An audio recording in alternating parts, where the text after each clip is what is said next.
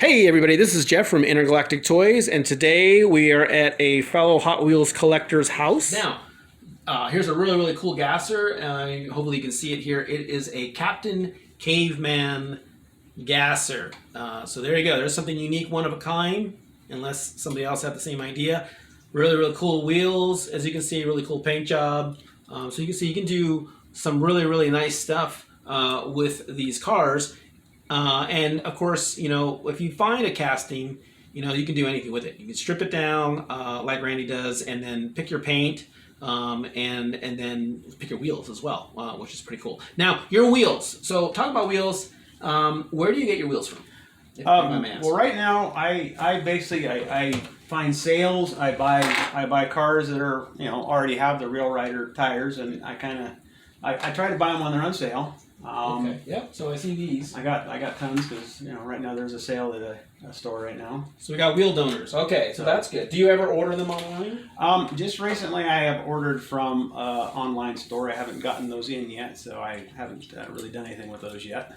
But those are supposed to come in on Saturday. Very cool. All right. So now this car. So this was obviously a gasser from another set. It looks like the one that was the white, the satin and chrome. Satin was it satin and chrome, or yeah, I think you're right. So it was a hobby set called the satin and chrome, and because remember it had that orange. Yes. Okay, so that came. Cars like were white.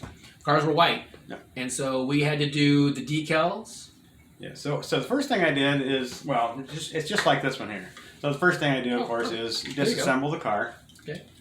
And of course it's got tampos on the side. You want to get rid of those. So I used to strip the paint with paint stripper, but I found it's a lot easier just to remove the decals and just paint over the top of the white. Mm-hmm. So you can use acetone to remove these the decals. tampos. The Okay. tampos is what they're called by Hot Wheels. Right.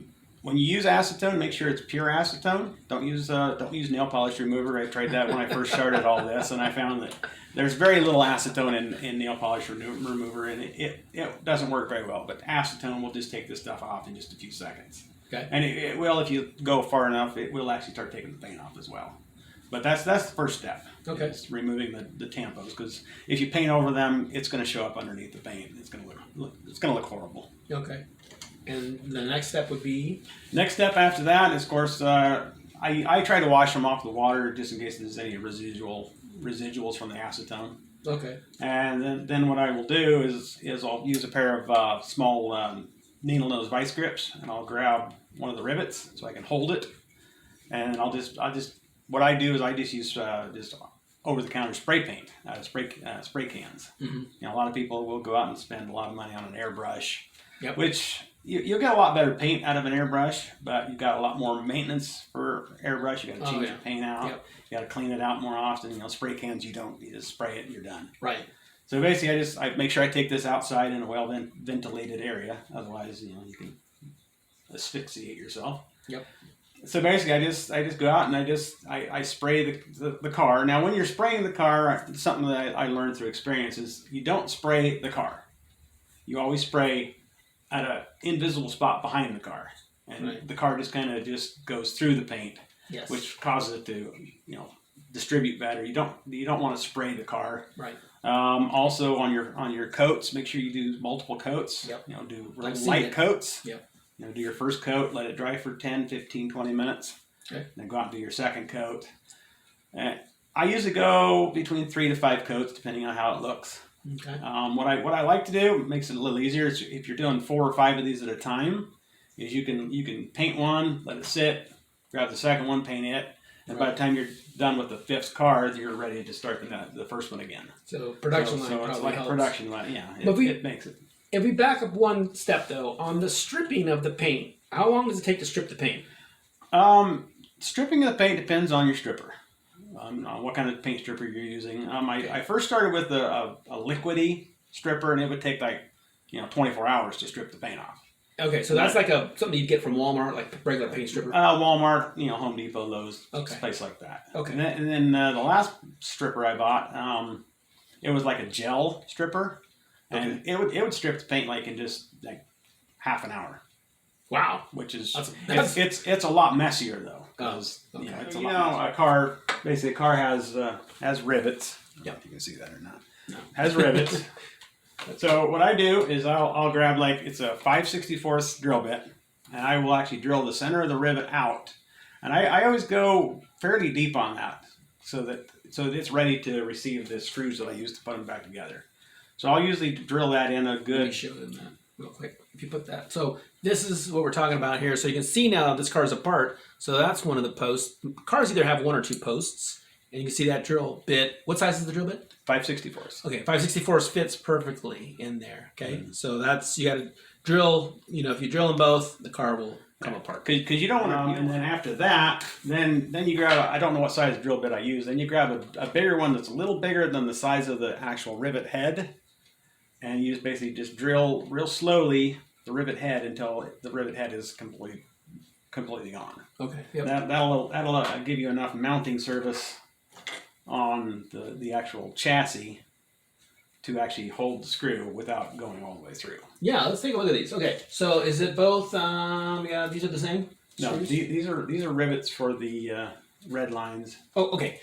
So basically, what Randy's using is you got red line rivets that he uses. Okay, and then that's for these, and then these. There's a Did it say what size? Yeah. There's a size. So they're 1/8 inch button head socket cap is what they're called, and so that they come in a bag, Yeah, and then show that the is what size, is yeah. actually there. You go, and so that's what was used on these posts when we put them back together. Mm-hmm. Okay, and they have a Phillips head or They're an Allen head.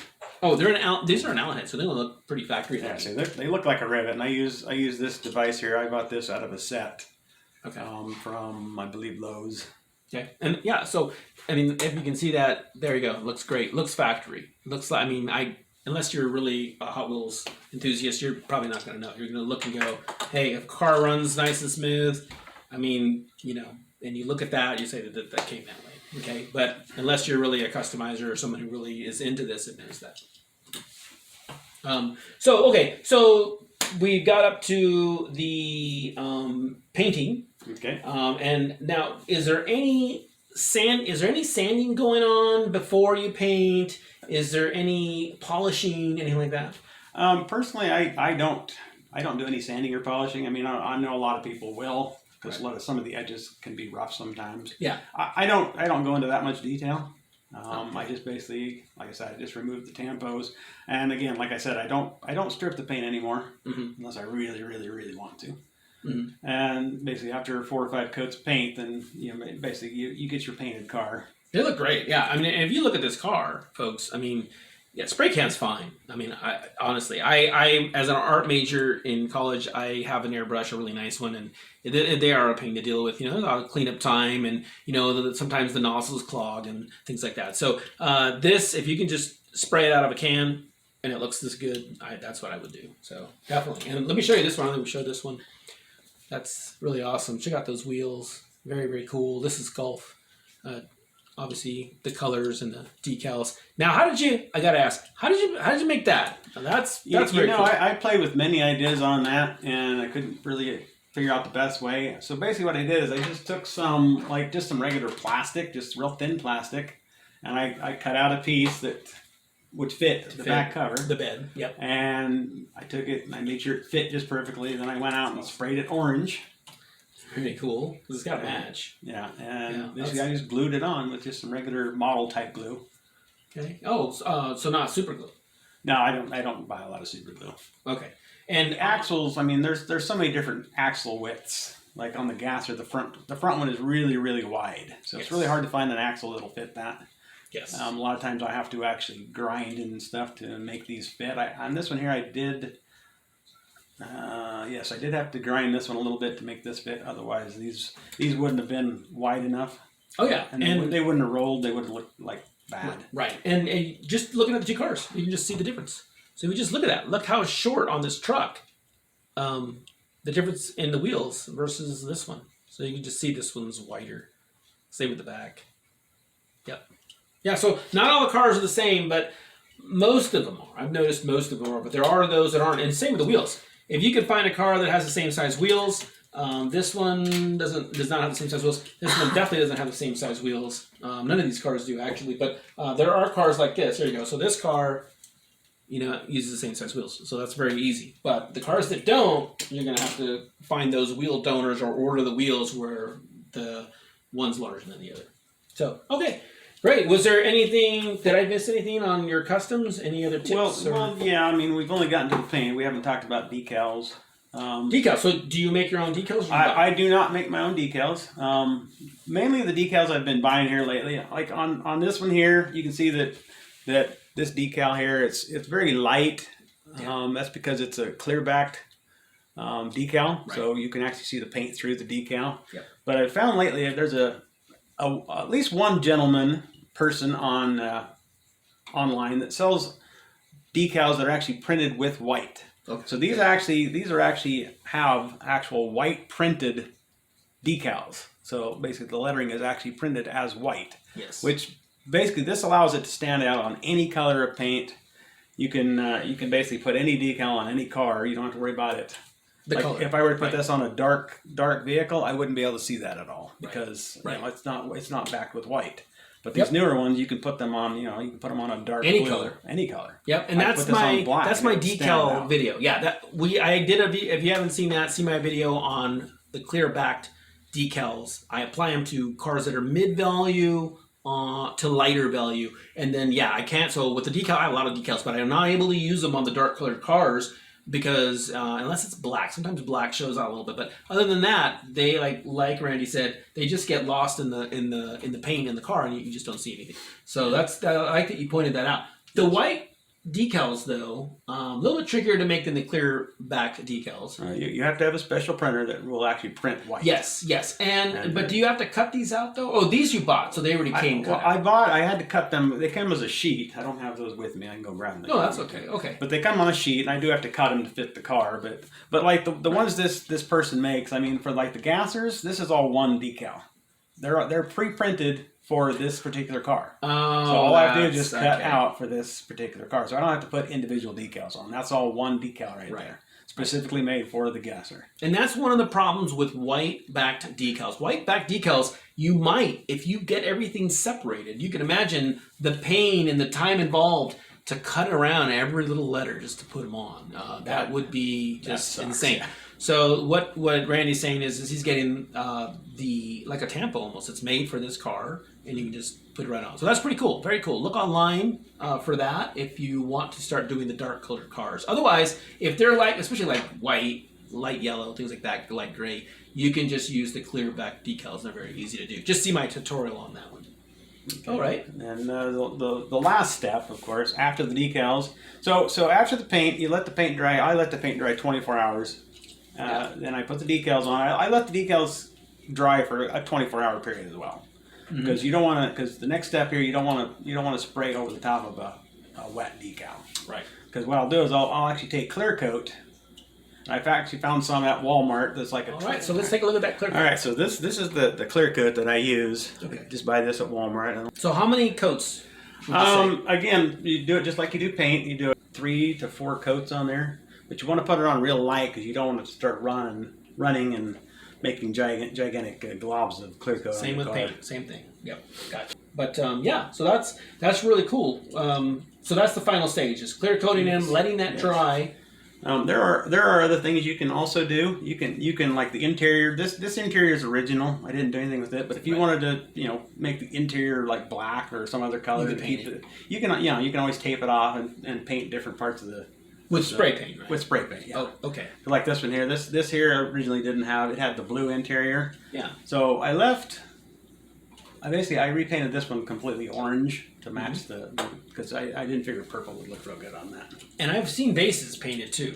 But What I about? left the front end purple. Oh, okay. So the front end's purple, but the rest of it's orange Gotcha. to match this. So What about any tips for cleaning, like because with the newer cars, if you just open them up, not a big deal. But with the old stuff, the old red lines, I don't know how you got that, looking so clean unless it already looked like that.